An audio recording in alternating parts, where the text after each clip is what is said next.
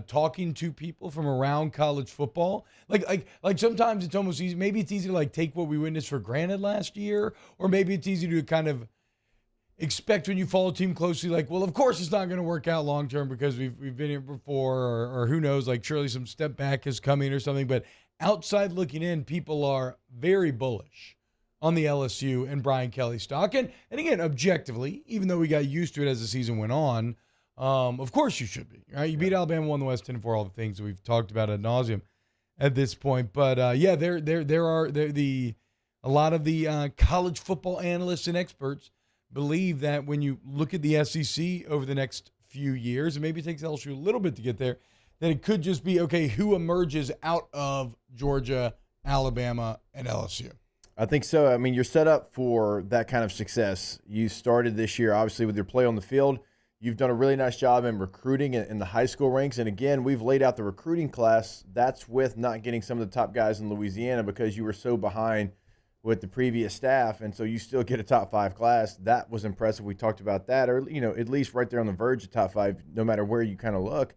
And then you're doing really big things in the transfer portal. Yeah. And you had a position of weakness at corner in DB, really, and now you've gotten 3 guys that you feel like can be a starter for you. And so the momentum is great. You have to keep that, and we know the talent that they have coming back on offense, and that's the most exciting part probably. So if you can fill in the pieces on defense, start to supplement some of those recruits that you're signing this year with some veteran guys like they've done, then, yeah, you should be excited. And we also have a probably potential top 10 matchup that we're going to preview to nauseam.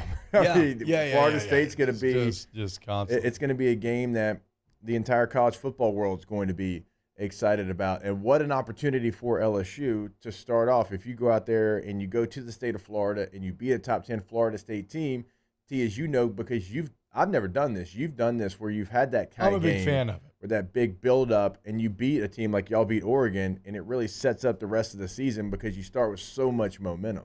Yeah, I'm a big fan of it. Even if you got burned this year, it is what it is. You played very poorly this year. You will not. I do not believe that you would play that poorly a second year in a row. Again, because this is something that we talked about with the Brian Kelly process and system, is that as good as the year one dividends have been, it was a culture that was created in a microwave, essentially, right? It hasn't really taken root. It was as new to the old guys as it was to the young guys. Now, as time goes on, all of a sudden, it's old hat to everybody who's on the roster this year. And so the next class that comes in, they're learning from guys who are not just repeating the message that they've heard, but who have lived the process and accountability and culture and all these other sorts of things, and then can pass those lessons on. And then in a couple of years, you've got upperclassmen that have known nothing else, that have been built and molded in it. And so I guess in theory, it's a process that should show higher returns as time goes on. And so, yeah, year 2, I mean, even look at Florida State and Mike Norvell, what he's done there, they have been on that exact rhythm. But make no mistake, LSU is going to be really damn good next year. Like, I won't be surprised, given the questions at Alabama for quarterback. I mean, Jake, at SEC Media Days, I think LSU, I don't know if they're going to win the media vote, but they're definitely going to garner quite a few votes to be SEC West winners. Yeah, I'd be surprised if they don't kind of get the third most maybe overall in the SEC.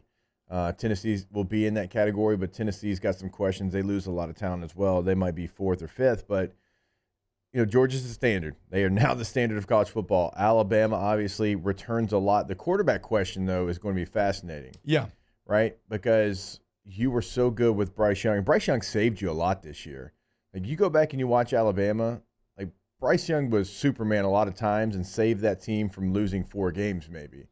Yeah, I do wonder what's kind of going on there, because the talent is still there, right? They still even have a slightly higher, I mean, it's like 1 or 2%, so it's negligible, but they still technically have a slightly higher blue chip ratio than Georgia does. Now, this newest recruiting class, we'll see what kind of impact it has, but it's not going anywhere. I mean, they are putting together now maybe the best recruiting class that has ever been seen. But like, why? Like, they still have great O-linemen as far as ratings go. Then why has the O-line been so spotty the last couple of years? Why haven't they looked like the Alabama of the past? Like, what is going wrong with the coaching staff that is causing them to not maximize the talent in the way that you saw Kirby and that staff able to maximize that team on Monday night? I wonder how much of the chemistry and some of the key guys they brought in from the portal maybe didn't work out like they thought they were going to work out, and how much that affected. And they had to bring transfers in to patchwork that offensive line, to your point. And now they've lost some of those offensive linemen to the transfer portal. So going to be even more question marks on the offensive line for Alabama. Is it going to be Milroe at quarterback? Are they going to bring in somebody else? I know they've got another young player that they feel good about at the position, but when you like being around Georgia for as long as I was, there's a feel around that team that's hard to get talented players like that to buy into, as far as they really don't care who gets the credit. Yeah. They're a very unselfish football team. Like, every person I talked to wanted to talk about their teammates. They didn't want to talk about themselves. And they were so locked into TCU. Like, when I had Michigan, and I told you this, like, it was like, it's about us. I'm like, okay, give me a name for TCU. Like, the DBs, the running backs. I'm like, no, give me nothing. Like, it's about us. It's about us. Well, no, it's actually about TCU as well. Georgia, like, it didn't matter who. Like, it could be Ladd McConkey, it could be Brock. It didn't matter. It's like, oh, well, they got this guy, they got that guy. They're going to play in this coverage. You're going to be doing this, and I got to run my route to this so Brock can get open underneath me. And it's just like, it is impressive. Yeah, they were like, right. And so, like, they've got that type of mentality. Some of that mentality is creeped out of Alabama. Yeah. Right. You bring transfers in, you can't vet them like you can high school guys. Alabama's got to figure that part of it back out as well, because it's not just about talent. If it was about talent, we'd have about 5 other teams every year in this conversation, but we don't. Well, yeah, I mean, so that's why, like, I was kind of getting upset with people yesterday when they're going after TCU. Like, what are you going after TCU? You're going after TCU because they maximized their talent? Because I can have somebody in the press box. Well, it's like they brought a roster with 27% blue chip ratio, and they brought that roster legitimately to the national championship. I mean, they beat Michigan. Nobody questioned Michigan's reason for being there. Again, if this was 1-4, sure, maybe more valid criticism, but not after beating Michigan. That's all the validation they needed. And so it's like, don't go after them. Go after A&M, who's 4th in blue chip, behind Ohio State, Alabama, and Georgia. Look at how those 3 teams did. Go after Oklahoma, who's top 10. Maybe go after Clemson. Like, I think I think a lot of it was misplaced. It is a very, very lazy take to say TCU should not have been in that game. And as I mentioned, somebody in the press box, he was trying to hold court, and he's saying that, and I had to stop. I'm like, hey, like, you realize, like, I want they names. beat Michigan. I want names. I'll give it to you afterwards. It's like, you realize they beat Michigan. Like, they went and they took it to Michigan, who was undefeated at that point, and who beat Ohio State, who gave Georgia that game. Did they run into a buzzsaw here? They did. And from the first third down throw that Max skipped, I go, uh-oh. And Neuheisel closed his notebook and goes, that's all she wrote, boys. I mean, so it's pretty easy to see. But come on, they did what they needed to do to be in that position.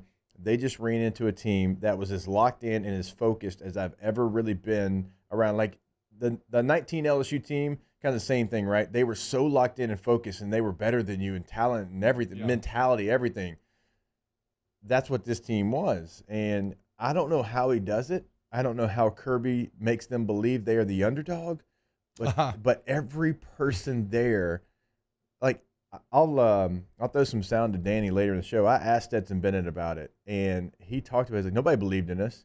And I'm sitting there looking at him. He goes, no, truly, like, there's people out there, like, maybe not unranked, but there was people that were doubting us. I'm like, what? Nolan Smith's like, y'all expected us to go 7-5? I'm like, who? Yeah, Emil McCullough says the way UJ manufactures grievance is truly incredible. They do it so convincingly in a way that I'm not even sure Bama is able to accomplish that. It is a sight to behold in terms of Kirby really like using propaganda as a positive tool. I think it's very interesting hearing what you're talking about with the Georgia players, despite all that talent, all these superstardom in those rooms, being bought into the culture and the team. Because, again, to bring it back here for our listeners locally, I'm not saying Brian Kelly is going to be able to do this or will be able to do this to the extent that Georgia did, but in terms of, okay, let's write down our core ethos on the paper. Like, what are we trying to accomplish? It is exactly that, right? Like everything that the Kelly process is built on accountability to your brother, right? Kind of giving up your sense of self for the sense of the team. And it's accountability to your brother, and how you achieve that accountability is by the creation of positive daily habits. And like we said, really good return here in year number 1. Who knows? Maybe they take, you know, it's kind of interesting, Jake. I'm not going to lie. So they had a better year 1 than Kirby did in year 1. But then if you remember, Kirby had that massive, massive leap in year 2, arguably even jumped ahead before taking a slight step back. No, you know, slight.